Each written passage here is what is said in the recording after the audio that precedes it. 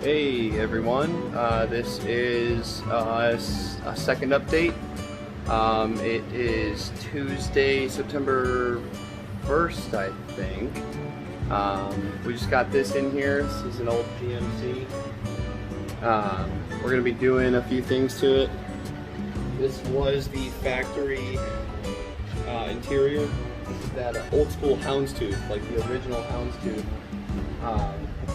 We are going to be replacing the faces of the seats with some new old stock that the customer picked up, and then we're going to be replacing the vinyl skirts with a matching vinyl that he got some new door panels and stuff, so we're going to match the vinyl to that. He also got some new carpeting, so when we have the seats out, we're going to do some new carpeting in here. It looks like you got some new trim as well. So definitely stay tuned for this. It's definitely going to be a nice, fun little project. But as you can see here, this is the new material compared to the old material. Very nice. Classic. As we go through today, I'm sure there will be more updates. We're still working on that seat there from yesterday, and we'll continue updating.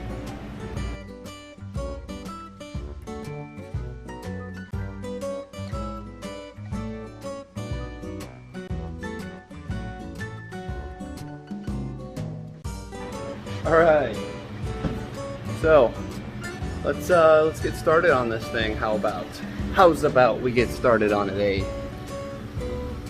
Gonna start pulling this apart.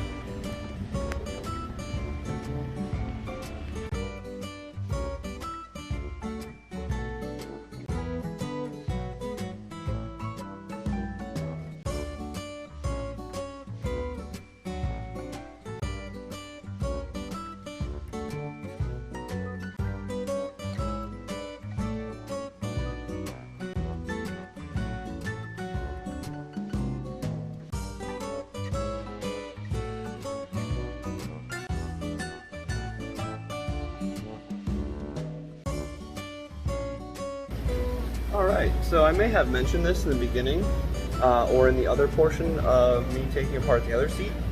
I'm now working on the back of the driver's seat. I already took off the bottom of the driver's seat. Rudy says yeehaw. And so if you're watching this wondering, well, what is he doing? So there's these listings here. There's channels here for the listing rods to go and get hog ring down into. So what I'm doing is taking it apart, take a pair of cutters, and I just take the hog ring and I twist in a counterclockwise motion, and that'll open up that hog ring again. Then I can just pull it out. You can see that it gets all twisted up. You just pull it right out. Sometimes they don't pull right out and you have to cut them. That's why I have a good pair of cutters here. It's snap-on cutters. And then just continue as you go up, and then you pull it apart the front, and then you pull the cover off.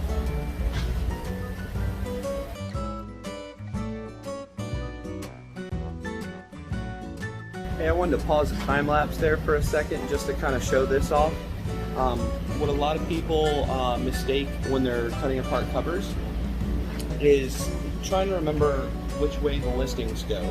So this one actually sews down with one of the pleats, which kind of is a challenge of its own. But what I like to do in this circumstance would be to glue it down. I would glue that line down to a straight line on the new foam, so that way it's already glued down and I can just sew across it and never have to worry about it. But if it were a seam, to where this were an insert and these were two bolster pieces, like typical seats are that have a listing, you want to make sure that the listing rod is going in the direction that it wants to. Like, you can't see how this listing rod wants to lay down? It wants to lay down onto this side. That's the way it needs to lay back down. So I like to make a mark right here with 3 little dots showing that that goes that way, and then make a mark over here so that way you never mistake where that goes. So just a quick little snippet here. For those of you that visit our channel for the training or the learning experiences, here's the way that I cut, the way that I mark my covers before I cut them apart. So I like to go through the alphabet, and I visualize how I have to sew it together. So if I'm in the sewing room, I want to take A and A and B and B and C and C, and then you go all the way through the alphabet. I typically skip over H and I, or just do an I and no H, or vice versa, because they look the same, obviously. So what I did here, you can see on that side is A, this side is B, and then this piece down at the bottom, that's going to go on last. So I have to make my inserts. The insert is one giant insert with a bunch of pleats. So I'm going to sew A and A, B and B, and then I'll sew the insert to the skirt, and I'll sew that back piece to then be the rear of the skirt, and then it'll all go on that way. But I figured that would be a good little learning experience.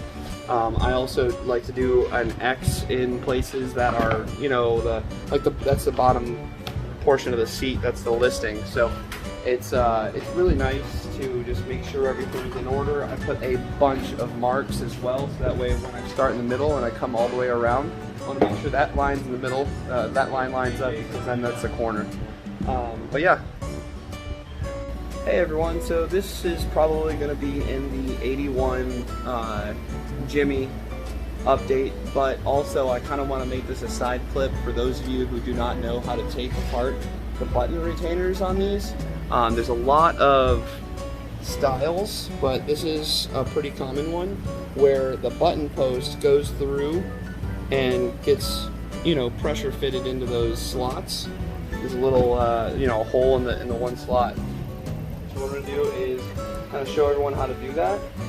So here's that.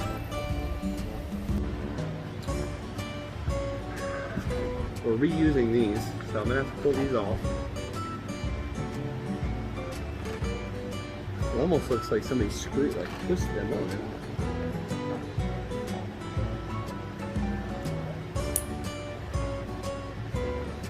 Yeah, I don't know, that seems dangerous.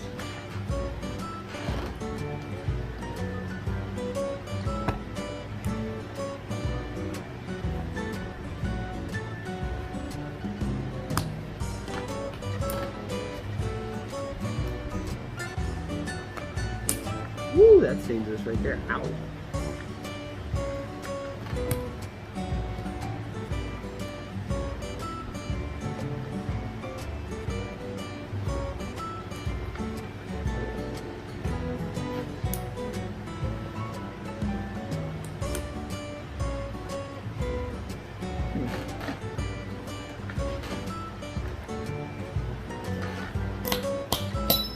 Woo!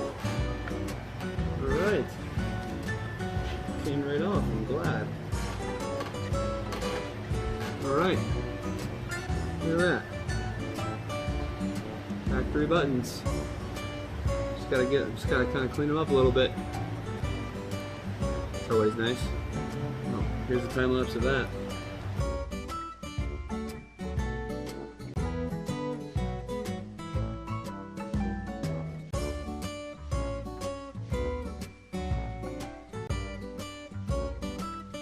Alright, so here's another spot where I wanted to kind of pause the time lapse and kind of go over something that I'm doing here.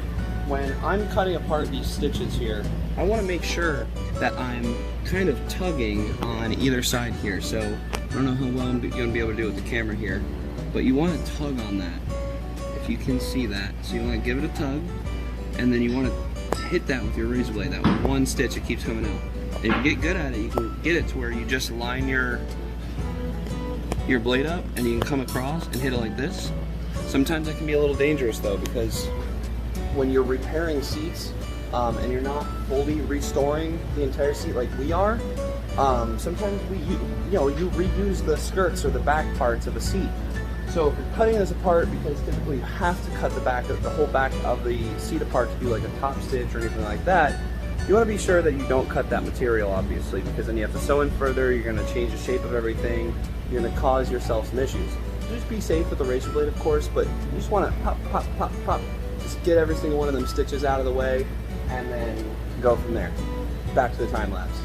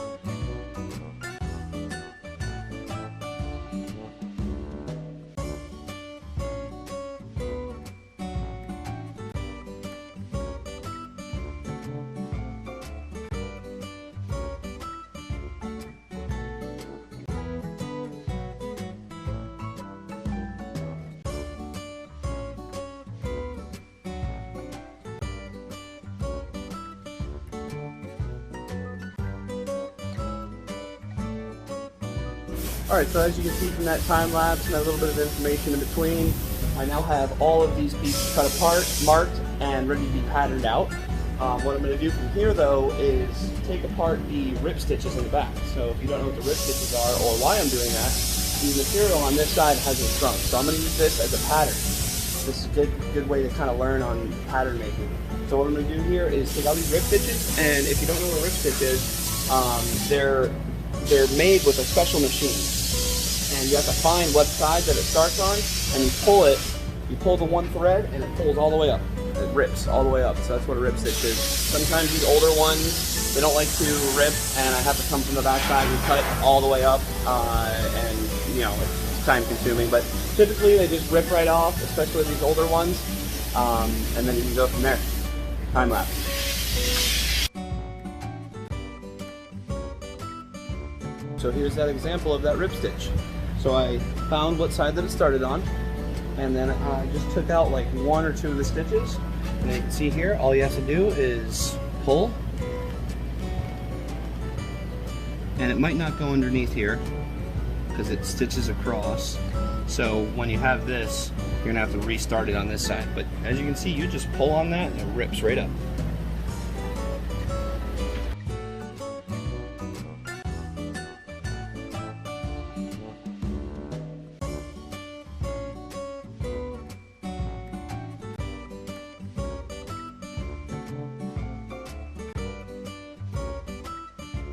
Okay, so there's the end of that time lapse of me cutting this apart, you know, marking, cutting it apart, pulling them rip stitches out. I kind of went over that a few times. What I'm doing basically is going to use these pieces as my patterns for the new foam and the new material. These didn't shrink up, they're just kind of worn out. They're very good patterns still. If that foam was still good that it came with, I would have used it, honestly. A lot of upholstery shop owners or trimmers know that if you can reuse the original foam that's there, reuse the original foam, because that's, I mean, it's got pleats, it's got those holes for the buttons to go through already, it's already all lined up, so you don't really have to do a bunch of extra work, because you don't want to do extra work, you don't have to. Like I said, I'm going to use these as patterns. From this point, I'm going to basically get them on the material.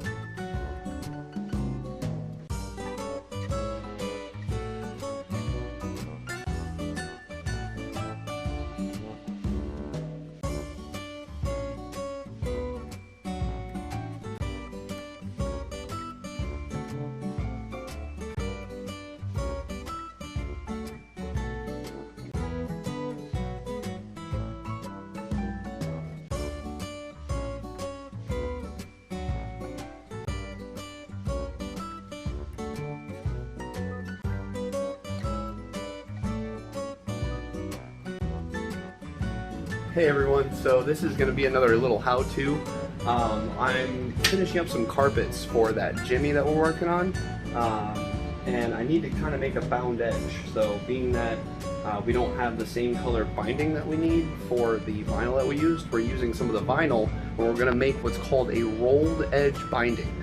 A lot of people know what they are, some definitely don't, because I didn't about a year ago, but no, maybe a little bit more than that, maybe 2 years ago. But what it is basically, and I kind of did one here so that way I can explain with this sewn, because I forgot my tripod, so I don't have the means of kind of recording some nice time lapses here. So what you're going to do is take your piece, you're going to take your piece of roll of carpet, and then you're going to sew a piece of vinyl down to the edge like I did here. And then what I'm going to do to make it easier, now the real professionals, the guys that have been doing this forever, they don't need to glue anything down, they can just do it. But I'm going to glue this all down after it's sewn. What I'm going to do, I'm going to sew the pieces, I'm going to glue this all down, and then I'm going to roll this edge. Roll this edge after it's glued.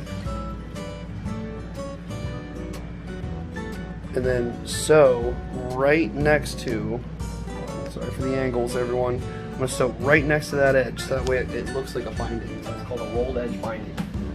So, sorry I don't have any time lapses on this one, but I will take some pictures and I'll put them in this video, and then I'll kind of recap at the end and show you what the finished product is. Thanks.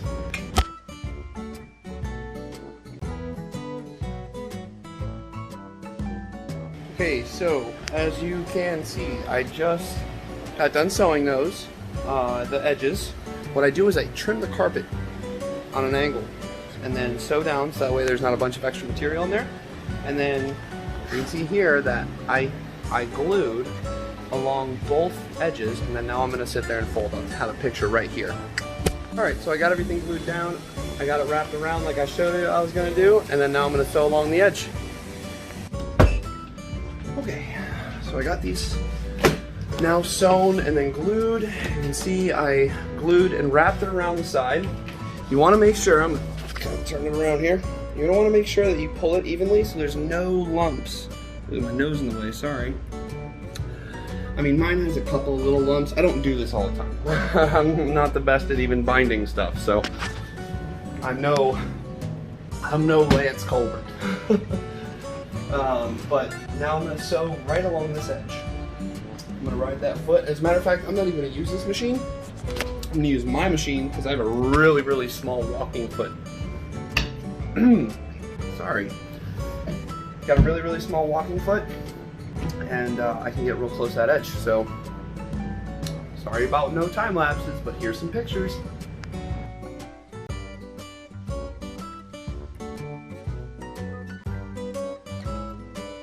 Okay, so now that I have the edge sewn like I showed you in that picture, and you can see it here. So you can see that I folded the edge around and sewed it, and now I'm cutting off the edge. So you're going to want to come through, and I'm holding the vinyl and just gliding my scissors along, and I'm cutting right near that edge as close as I can get to it without cutting them stitches.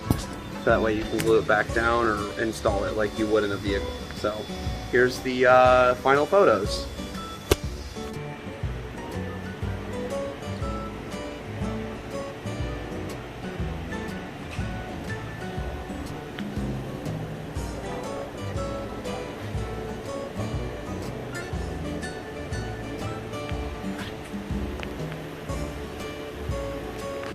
Alright, so a little update before we are, fully done with this Jimmy.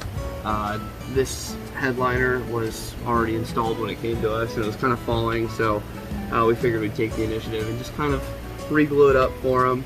That's what Rudy's doing right now, is actually wiping off some of the glue edges. But more or less, this thing is done. We're going to take a once over and make sure that everything is installed and looks the way we want it to be before we send it out, of course. And there will be a final update. But yeah, hope you like this build, and subscribe for more. Thanks. Alright everyone, so wow, it's bright out here. So without further ado, here is the GMC Jimmy that we've been working on. It's kind of hard to see out here, so if I'm squinting, my hat really isn't doing me justice here. But we finished up the GMC Jimmy.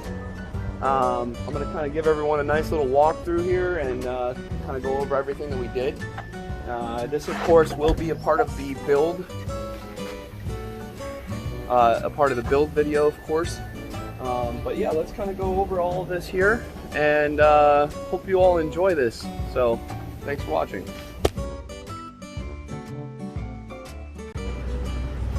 Well, you can see here that we do have it pulled out now, out of the shop. It's that means it's finished. We want to kind of just highlight everything that we did today throughout the last couple of weeks on this build. You can see here that it does have the actual new old stock houndstooth. We remade the seats to the factory standard, of course. We could have gone a little more custom, but cleaner is always better in our opinion. The customer bought these door panels already. All the ones were a little bit more worn out. But you can see here we did as much as we possibly could. There's a lot done. So when it came to us, it had the old carpets, it had the old interior. Everything needed to be redone. These panels all were kind of needing to be done as well. If you notice, we put the houndstooth there on the panel as well.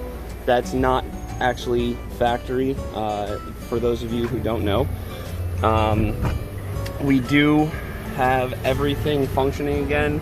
This seat wasn't working that well, so we made sure we fixed that, of course, for the customer. The headliner needed to be redone, so we took the exact same vinyl that we used on these seats and we put it on the roof. So you can see that there. It is one of them, you know, folding headliners where they fold in the corners and you know, factory specific headliners. Here you can see the rear seat. We ended up reusing the buttons that were here. They were all good, so we figured, you know, that there's no reason to make new buttons. The center console lid needed to be redone. We ended up using the same vinyl on that. All of these carpets are brand new. We removed and installed all new carpeting.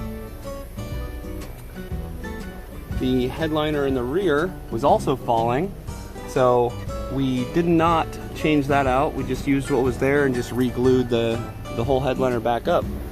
But as a recap, we fully restored the interior on this. It is a 1981 GMC Jimmy that I'm sure a lot of you have been seeing lately.